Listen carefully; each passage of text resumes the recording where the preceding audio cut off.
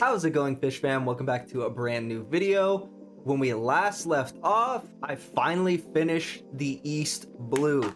That's right, the last video that should have came out this week would have been my reacts for episodes 60 and 61 of One Piece. So today I'm going to be giving you guys my honest reaction, my review of the East Blue Saga. Now, for those of you who have been watching all of those react videos, you'll know that I've been talking about making a video like this for a while. I have to say I'm a little bit nervous to be making this kind of video. This is more or less going to be my first attempt at making something like this. For those of you who are checking out the channel for the first time, I currently am doing One Piece reactions. New videos drop every Monday and Thursday.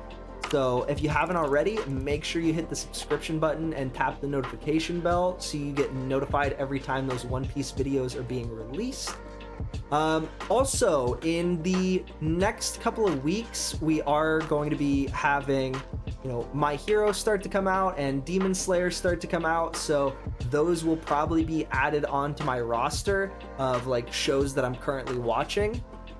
I did want to know, I am planning on watching Kaiju number 8, and I was interested in whether or not you guys might want to see that uploaded onto the channel. If you are, go ahead and leave a comment down below and just let me know. Now, when I sat down to plan out this video, I spent a lot of time thinking out where would be the best jumping off point, how to kind of organize my thoughts, and just overall what the flow of this video was going to look like. And I kind of just decided the best place to start with is going to be episode 1 of One Piece. I know it seems pretty obvious, but there's honestly a lot that I want to cover in this video, and I'm an overthinker, so just let me overthink. Now, if you've been here since day one, you're already well aware of this fact. I'm a massive Naruto fanboy, but I'm also a total hypocrite. And the reason why I'm bringing up the fact that I am such a huge Naruto fan is because that first introduction to Luffy, it just sort of hit me with a lot of early nostalgia from my childhood days of watching Naruto. Now, before you come at me in the comments, yes, I realize that One Piece came out before Naruto. Chill out. But for me, at least, Naruto was the first anime that I really followed the whole storyline from start to finish. I had watched Dragon Ball, I watched DBZ, Inuyasha, Yu Yu Hakusho, FMA Brotherhood. Whenever, those shows sort of popped up on Toonami, Naruto was the first time that I remember really actively caring about a show. I always watched it whenever it was on, and I never really missed an episode. So when I tell you that to see Luffy's introduction of him just popping out of the barrel was an instant flood of emotions, because for me it reminded me of Naruto, just take that as a compliment, because it is. At least, coming from a Naruto fan, saying something reminds you of Naruto, it's a compliment. It just instantly made him so likable, and it really set the tone for the whole show. Yeah, the show is hella goofy, but there's a lot of heart, despite everything that they've been through, or how off-putting they can seem on first introduction to new characters. They're some of the most passionate and caring people that you ever see in anime. Everyone's favorite swordsman, Zoro. I'm assuming he's... Wait, no, Mihawk. Is Zoro everyone? I don't know. I'm not far enough. I guess I can't say what people actually... we met Zoro. Zoro's introduction, at least from my perspective, was a little unique. When we first find him, he's not doing so great. He's already been taken prisoner.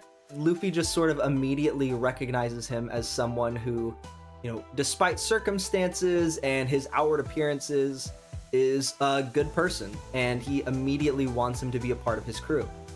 Luffy just sort of having faith in like the inherent goodness of most people, and that leads him to always be willing to do what he considers to be like the most moral option in a given situation, regardless of the dangers that it might pose to himself.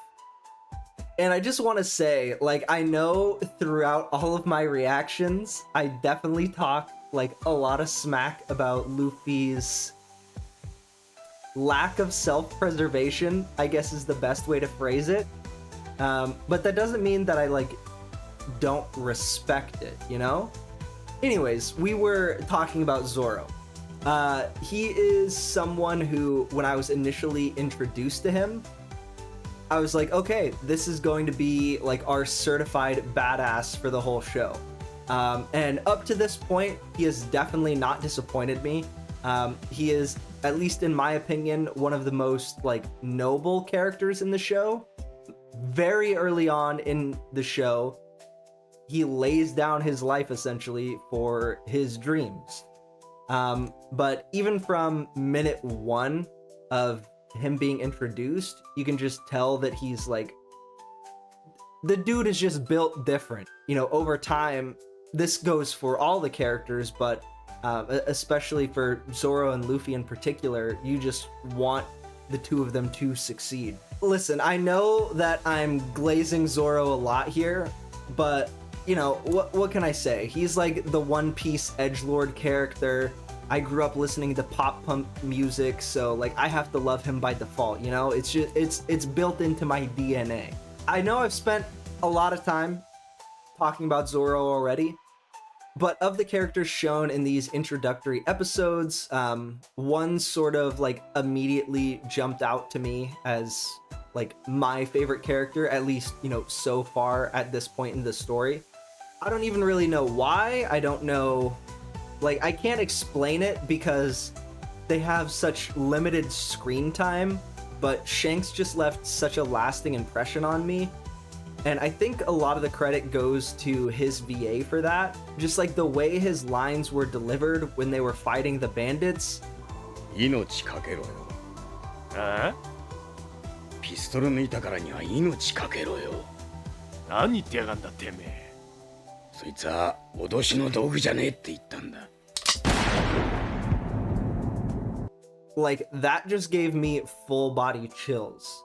I don't know, it's such a trope in like a lot of movies and shows, like someone just saying, like, you're not that guy, buddy. You're not that guy, pal. Trust me. You're not that guy. Okay. But like this version of that just sticks out so powerfully to me. And then, not to mention, later on in the introduction, we see that Shanks has some sort of like Kekkei Genkai Genjutsu, Dojutsu, Sharingan, Rinnegan, that, like, okay, I'm almost at episode, like, 100 right now. We meet Shanks in episode 3. I still have no fucking clue what happened. I don't understand anything about his ability. I have no clue how he just mean-mugged that Sea King and made him swim, yet to be explained. Meanwhile, in the background of sort of everything, while, you know, stuff keeps happening, we see this girl just sort of keep popping up, and, you know, she's been in the show since episode 1 until we get to a point where she does inevitably join our crew. Now, because I saw the live action before the anime, I knew about Nami's situationship with Arlong. I don't know, that might be the best way to put it, but you know, her business dealings. But watching the anime version and seeing how much more nuanced it was in comparison to the live action, like, Nami is the one reason I regret seeing the live action. Like, shouts out to, I think it's Emily Rub? Shouts out to Emily, because she, like, still did fantastic job in, like, the Walk to Arlong Park scene, but like it's just so much more nuanced and well done in the anime, and her betrayal just comes so far out of left field because of just the way they portrayed the character in the anime versus in the live action. And the whole like Arlong Park section of this story and like Nami's like reveal of who her character really is, it's just such good character-based storytelling. Like, you can tell she is so conflicted throughout this whole part of the series. She's betrayed these people who, you know, whether she wants to admit it to herself, are people that she considers to be friends. But she's doing it for like such a pure reason, and she can't tell anyone, at least, you know, from her perspective, she can't tell anyone. And it just leads up to one of the biggest moments. It leads up to one of the biggest moments of the East Blue Saga. If it's not, you know, the most impactful. Jesus Christ, I can't talk today. It's, you know, one of the most impactful, at least for me, being like a first-time watcher. But that being said, I don't want to get too far ahead of myself. Don't get me wrong, that's definitely something we're going to talk about. But there's still a couple of core members of the crew that get introduced in the East Blue that we haven't talked about yet. And listen, I know that Usopp fans really did not like my early perspective on his character. But I felt like for how he was introduced, at least initially, he wasn't a character who was made to be liked the first time we met him. This is going to seem kind of backwards to a lot of people, but the reason why I didn't like Usopp when he was first introduced to us in One Piece is because he reminded me too much of OG Naruto. What did he say? And look, I know from a Naruto fan that makes absolutely no sense, but hear me out. When Naruto is first introduced in the series, he's 12. When we first meet Usopp, he is 17 years old, running down the street, pranking the whole town. And I say pranking in quotes because he has the same energy as like 2018 YouTubers where people got like big on TikTok, big on YouTube, just making a mess for Walmart employees to clean up, and then they would call it a social experiment. I can't speak for everyone, but for me at least, there was a huge chasm of difference between how I acted as a 12-year-old and how I acted as a 17-year-old. And despite the fact that some of you really took my early criticisms of this character to heart, I feel like his character had the most growth throughout the East Blue out of anyone else on the crew. Him going from someone whose sole method of self-preservation is lying and trying to trick others to make himself feel like seen and important, to a character who, despite his own fears and apprehensions, is willing to put himself in danger. He puts himself voluntarily into these dangerous situations, fighting the strongest pirates in the East Blue, at least that we're aware of, to defend people that he has never met, never seen, never even talked to. It's, you know, it's incredible. And the thing that we, or I guess I should say I, like the most about him is that, you know, in this world of insanely strong characters and supernatural abilities, like, he's just a fucking guy. And I feel like that's what makes him such a compelling character. Last but not least, let's move on to my favorite Straw Hat. Yes, I'm aware we still don't have our full crew, and I know that liking Sanji might make me a bit of a coomer, but I don't care. Sanji is my favorite Straw Hat. I can't explain it to you why, I just know that he is. I know I just said I can't explain it, but I think a large part of the reason that I like Sanji so much is because I have a lot of experience working in restaurants. So I just tend to naturally like characters who fit into that world. Something about his relationship with Zeph that just seems so relatable. You know, the two of them both just put their dreams aside for the benefit of each other. And Sanji just sort of resigns himself to working forever at Baratier instead of pursuing his dream of going out for himself and finding the All Blue. And it's more or less out of like a misguided allegiance to Zeph and the idea that, you know, by virtue of their past, he owes Zeph his life. You know, when the reality of the situation is that Zeph was willing to sacrifice his dreams for the benefit of Sanji. A kid he had just met not like 5 minutes ago, so that he could fulfill his mutual goal. He was putting all of his faith and trust into Sanji to fulfill the goal that the two of them shared of, you know, finding the All Blue. And Sanji and Zeph's shared backstory is actually a great transition into our next topic. Now, everyone has scenes or moments in this show that they say got them hooked. For some people, you know, they were all in from the very beginning. For others, it was certain fights. For me, there are two moments that I can pinpoint that got me hooked in the show.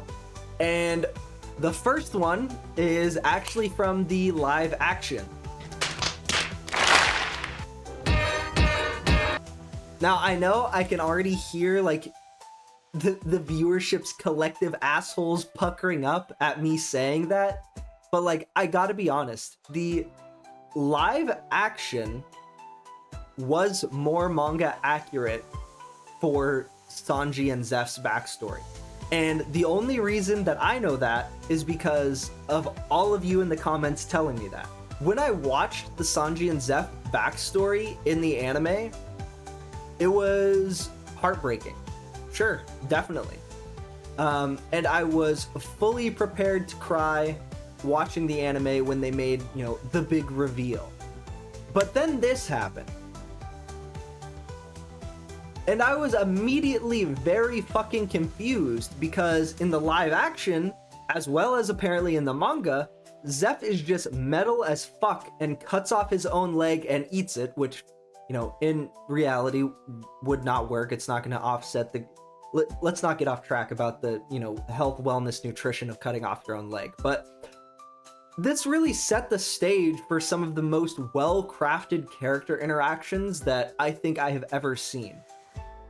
We spend the rest of the Baratier arc exploring the internal conflicts of Zeph and Sanji, who, from the outside looking in, have this seemingly awful and toxic relationship, but in reality, Zeph cares so much about Sanji that he has spent basically the entirety of the past decade trying to push him away.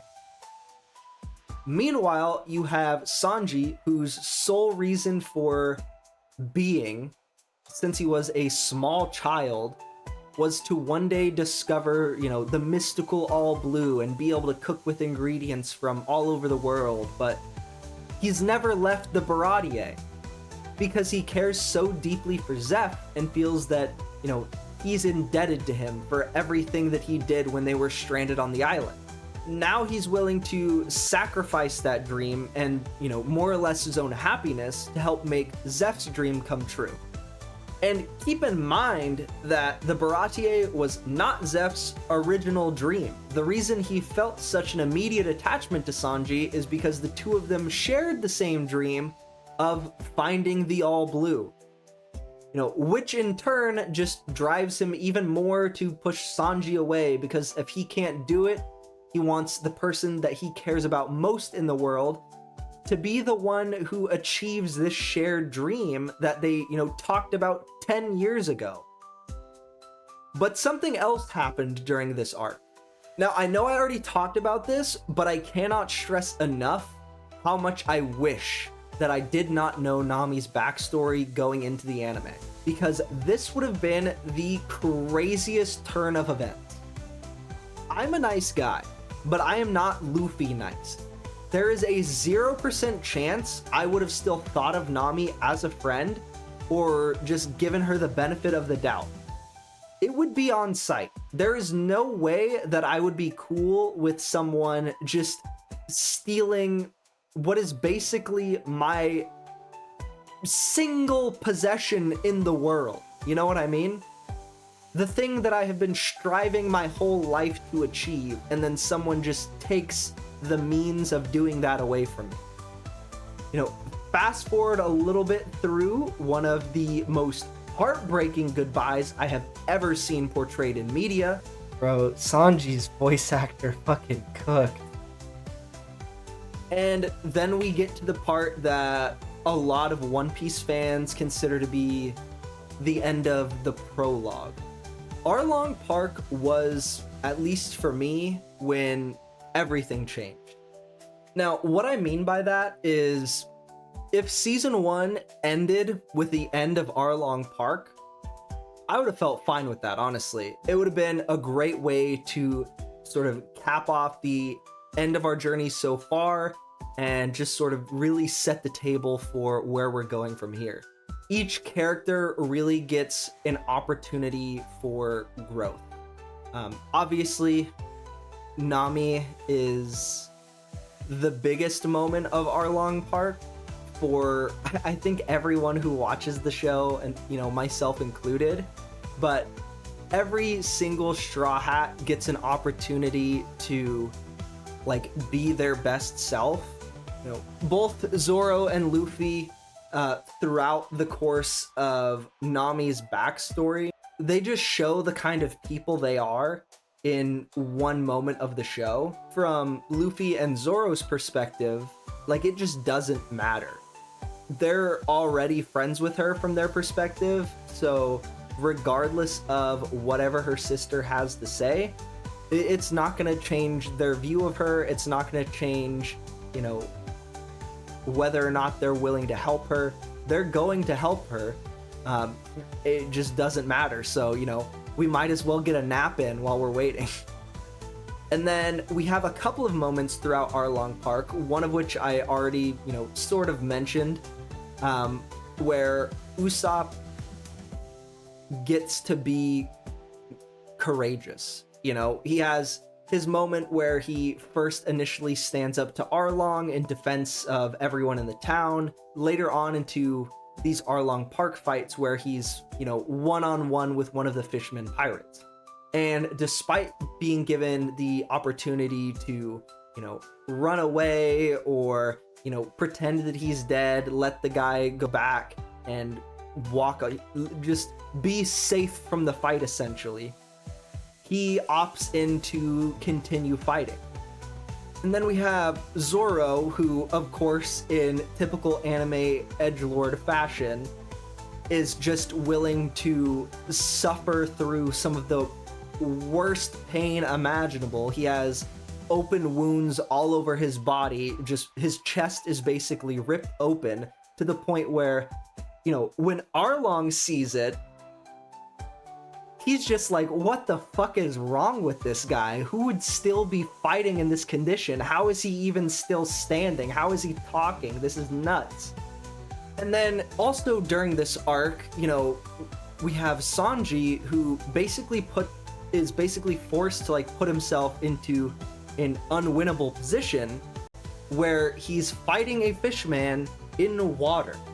But far and away, the best scene throughout Arlong Park, and I know, you know, this probably goes the same for, I'm imagining, most people watching this video.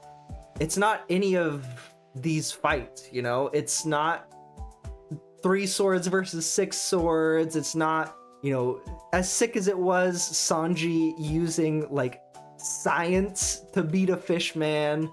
You know, Usopp just bonking a dude in the head. It's not even Luffy taking down all of Arlong Park with a single kick. Luffy.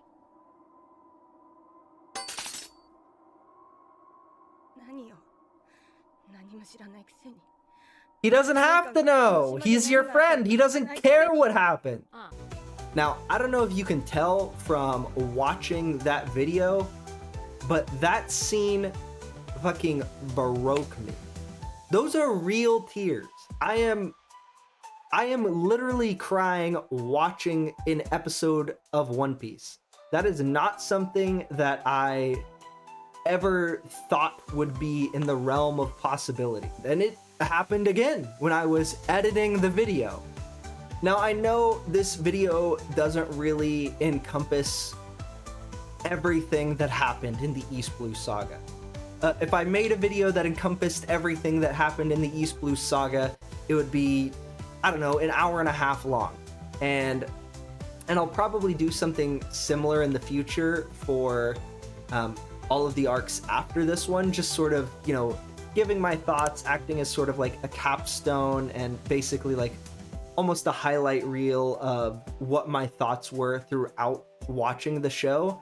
So that way, if people do come to the channel a little bit later on, you know, they don't necessarily need to watch all 30 One Piece videos up to this point, or, you know, at some point later on down the line, they're not watching 100 different One Piece videos for my one channel. They can just sort of, you know, watch these sort of milestones through my journey and just see, you know, what I think about the characters from this point moving forward, what were my favorite moments from each arc, and just sort of act as like a quick, I mean, not quick, I've been recording for a while, but act as like a summary for what my thoughts are on, you know, the arc as a whole. Now, I did originally plan on just stopping this video after talking about Arlong Park, but as I'm kind of sitting here now, I feel like it might be a bit of a disservice to it not at least mention Loguetown. Sort of an important mile marker for the show, and it's also where we get to meet my favorite character, but it's also one of the biggest lore dumps that we've had thus far into the show, which I think is something that is important to talk about. We learn a lot about Gold Roger's like personal history. We learn a lot about how, you know, other people have been influenced by him in the past. And we learn a lot about how, you know, those people who did personally know Gold Roger or who idolized Gold Roger, they see him in Luffy. You know, every time not necessarily every time, but a lot of the times when we meet people who have known both Gold Roger and Luffy, they kind of see them as like one and the same. And I feel like Loguetown is just a really good point in the story for us to sort of gather our thoughts after Arlong Park and sort of sit and think about like where we've been thus far. But it also gives us an opportunity to kind of think about what's going forward into the future and just sort of speculate, I guess, more or less about what's to come. One of the, I guess, most interesting reveals from Loguetown was the character of Dragon.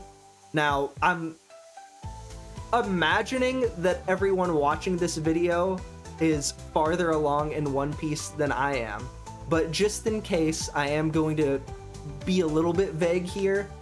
I have had it spoiled for me personally who Dragon is, so for that reason, Loguetown meant more to me than I think it otherwise would have, just because I'm getting even more, not necessarily even more of like a lore drop, but even more like context to the Straw Hats.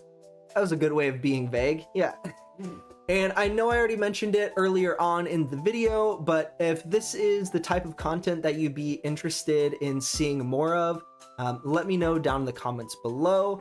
Let me know what you guys thought about this video. Is this something that you enjoy seeing? Would you like to see more of this type of long form content? let me know if there are any moments that I didn't talk about that are your guys' personal favorites. Is there, a specific character from the East Blue that you guys are really fond of? And for me, those were sort of the biggest moments of the East Blue saga. All of the sort of character introductions and character growth we got throughout the series. We had Sanji and Zeph's backstory and their sort of dynamic relationship while we were at the Baratier. That was something that was really compelling and drew me into the show. And then we had Arlong Park and, specifically the walk to Arlong Park and Nami's sort of, breakdown in that episode. And then finally, Loguetown. So let me know down in the comments if this is the type of content that you might want to see more of in the future. It's because this is something that I enjoyed making. It's something that it adds a lot of value as far as not just watching me watch something or watching me react to something. I mean, don't get me wrong, I feel like having a mixture of the two is really beneficial for me, at least because, I have people who do want to watch the reactions to every episode and sort of follow that journey step by step. But for those of you who would rather just sort of, check in every once in a while and see, what my thoughts are thus far, I feel like this is probably the best way to do it.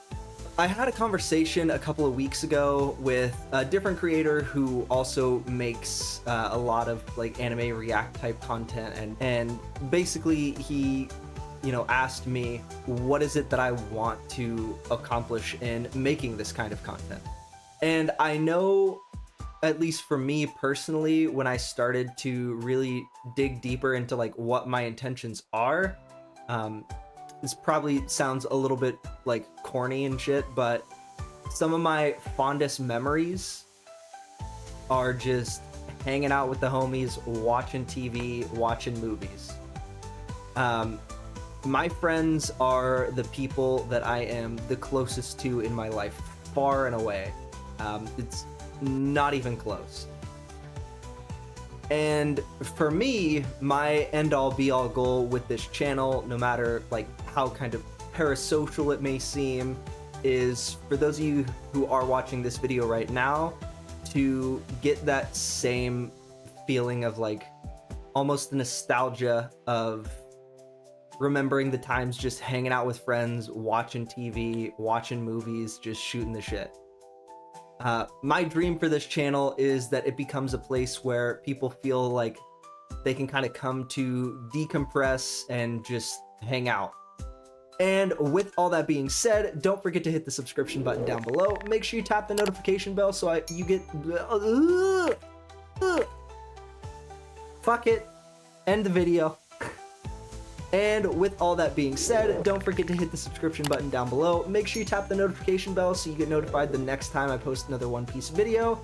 And I will see you guys on the next one.